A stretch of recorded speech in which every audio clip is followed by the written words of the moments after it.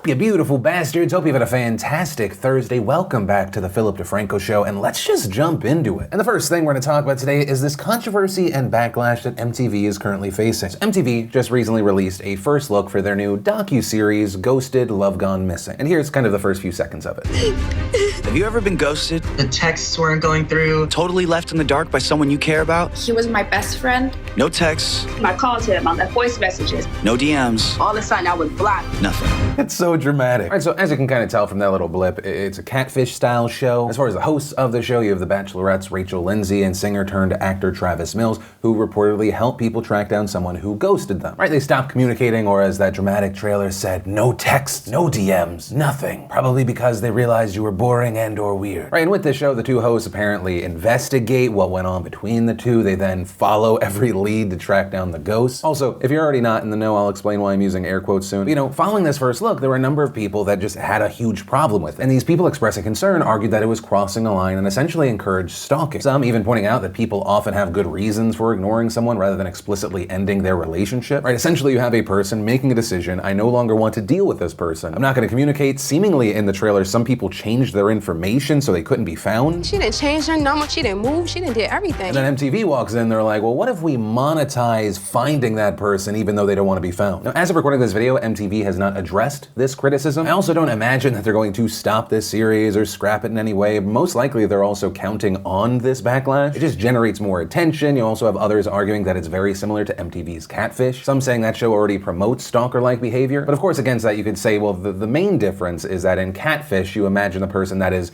betraying someone, right? Lying, misleading someone, they should be exposed. But also, where I want to end this story is the note that this could all just kind of be bullshit. With writer Alicia Lutz tweeting, yeah, see, both parties would 1000% have to agree and sign shit ahead of time a la Catfish, so the show's entire conceit is basically bullshit, just like Catfish. And I know because I reported on it in 2013. And adding, in most instances of that show's early seasons, it was actually the person doing the catfishing that contacted production first. So don't be surprised if that is the case here. And specifically in that article she wrote, in fact, after speaking with 6 of the stars this season, covering 6 episodes of the series, we found that in every instance except one, the catfisher, not the catfishee, as the series claims, has been the one to contact MTV first, either via casting call, Craigslist post, or a mention on the MTV website itself. Adding, everyone involved has already agreed to an in-person meetup before production begins. But regarding a different reality element, they also wrote, every catfish subject told us the series hosts, Schulman and Joseph, are indeed kept in the dark about the true identities of the catfishers. But then that article also goes into discrepancies.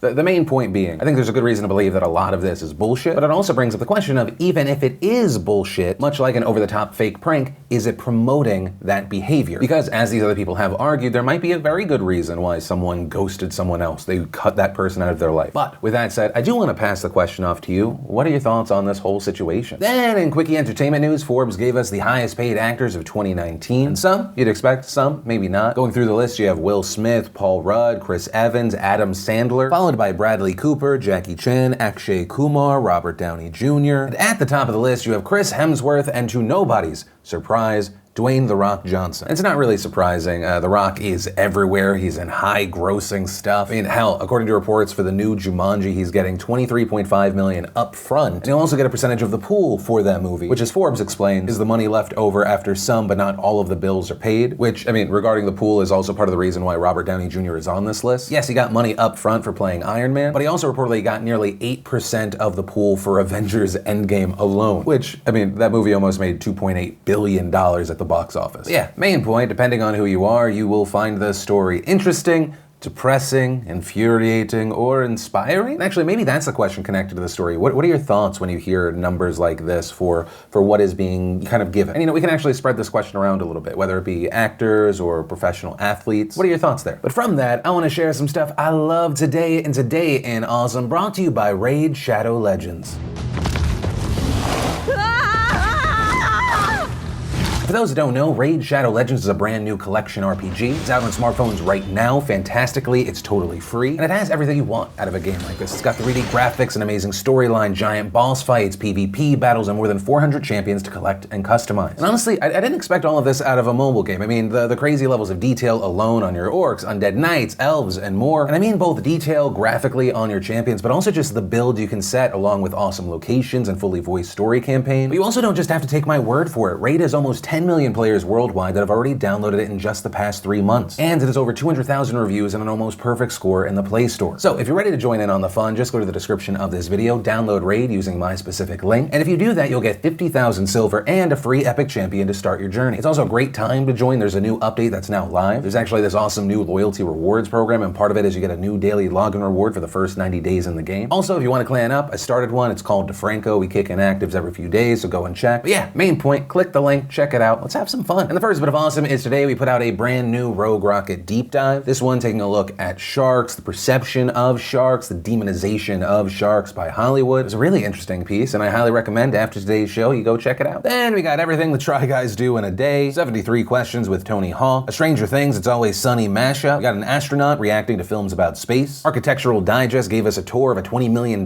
New York City townhouse, we got the official trailer for Motherless Brooklyn, we got a teaser trailer for Adam Driver's new movie The Report, and if you want to see the full versions of everything I just shared, the secret link of the day, really anything at all, links as always are in the description down below. And then let's talk about Dancing with the Stars, because I'm gonna be on it. Could you imagine? That would be horrible. I'm not. That would be horrible for everyone involved. But yesterday morning, Good Morning America did reveal the cast of season 28. And notable names on this list included Christy Brinkley, Ally Brooke from Fifth Harmony, Kate Flannery from The Office, and Queer Eye's Karamo Brown. But the main name that has been capturing headlines is that of Sean Spicer, who was of course President Trump's press secretary before handing the position off to Sarah Sanders, which I personally believe is a fantastic casting choice because we finally get the answer to the question that nobody is asking: do Spicer's hips also lie? You know, this kind of integration of political figures, whether they be polarizing or not, it's not really new. All the way back in season 3, you have current Fox News host Tucker Carlson on. They've also had on former Representative Tom DeLay and now Secretary of Energy Rick Perry on different seasons. Also, I mean, in recent years, you've had people that were close to Trump at different times on reality shows, such as the now scorned by Trump Anthony Scaramucci and Omarosa on Big Brother. But with Sean Spicer, people have been very vocal. Online, you had people calling on the show to not normalize the fact that Sean Spicer lied to the American public on a regular basis. Another writing, this is a slap in the face to all journalists who try to get the truth out to the public, sometime at the cost of their own lives. And you actually even had the show's host, Tom Bergeron, jumping into the mix criticizing the casting. Because actually just a few hours after Spicer was revealed, Bergeron said on Twitter, "A few months ago during a lunch with Dancing with the Stars' new executive producer, I offered suggestions for season 28. Chief among them was my hope that Dancing with the Stars, in its return following an unprecedented year-long hiatus, would be a joyful respite from our exhausting political climate and free of inevitably divisive bookings from any party affiliations. I left that lunch convinced we were in agreement." But he goes on to say, subsequently and rather obviously, a decision was made to, as we often say in Hollywood, go in a different direction. And that was particularly troubling to Bergeron because he notes, "As host, I always gaze into the camera's lens and imagine you on the other side, looking for a 2-hour escape from whatever life hassles you've been wrestling with. That's a connection and a responsibility which I take very seriously." But that's also not the universal opinion of everyone connected to the show. On the other side of this, you had contestant Karamo Brown defending Spicer. Actually, no, let me tell you something. Sean Spicer and I have been talking.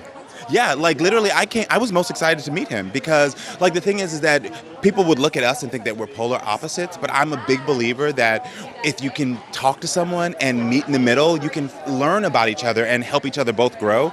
And so we have been chatting all day today. Like, he's a good guy, really sweet guy. And as far as Spicer's reaction to all of this, he responded himself to this backlash in an interview with CNN. And notably, he defended his casting, saying that Dancing with the Stars is entertainment, not news. And also saying, "I am very happy with who I am and who I support. I'm not changing. I am giving people another opportunity to see a side of me that is different." Spicer also reportedly telling Us Weekly, saying his involvement on the show is actually a way we can move the country forward in a positive way. Now, as far as if this boycott will work, I don't believe so. I think often people forget that 1 in 2 people in this country probably disagree with you on something politically. No more is that apparent with Trump, Trump allies, and the rest of the country. And when it comes to a show on TV, many producers are going to say the only thing that matters are the number of people tuning in. And most likely the producer or team that focused on Spicer here, they're counting on a section of the country who love Trump and anyone connected to him, as well as people who hate him and will hate watch him, and the controversy will get people in the middle that kind of don't care either way. But hey, I could be wrong. Maybe the boycott works. It feels like there's a new boycott every day, so it's hard to keep track. Yeah, for now, Spicer is on the show, and he's reportedly going to be getting paid anywhere between $125,000 to $295,000 for appearing on the show. What I will say, though, is I'm very interested to see what happens after he's on the show, because it feels like the next step for him would likely be to jump on Fox News. And I say that because an Axios report pointed out today that there seems to be kind of a trend. We got the news today that Sarah Sanders is joining Fox News as an on-air contributor. contributor. Hope Hicks, of course, former White House communications director. She's now the Fox Corporation's executive vice president and chief communications officer. Raj Shah, who is the White House deputy press secretary and deputy assistant to the president, is now a senior vice president at the Fox Corporation. Although, I mean, Spicer already works for a pro-Trump super PAC. But yeah, that's the story as it is now. And of course, as always, I'd love to know your thoughts on it. And then let's talk about some updates to the situation in Kashmir. Now, we've talked about this on the show a couple of times over the last few weeks, but in case you missed it, Kashmir is the contested region that both India and Pakistan say belong to them, with India controlling the largest part of the region. And on August 5th, India announced that they were revoking the special autonomous status granted to Kashmir for decades. Right, so essentially giving India's central government authority over Kashmir, which until then had its own constitution and many of its own laws. The Indian government also saying that it would allow Indians to buy property in Kashmir, something that only Kashmiris had been allowed to do previously. And this move significantly escalated tensions between India and Pakistan, who, along with being neighbors,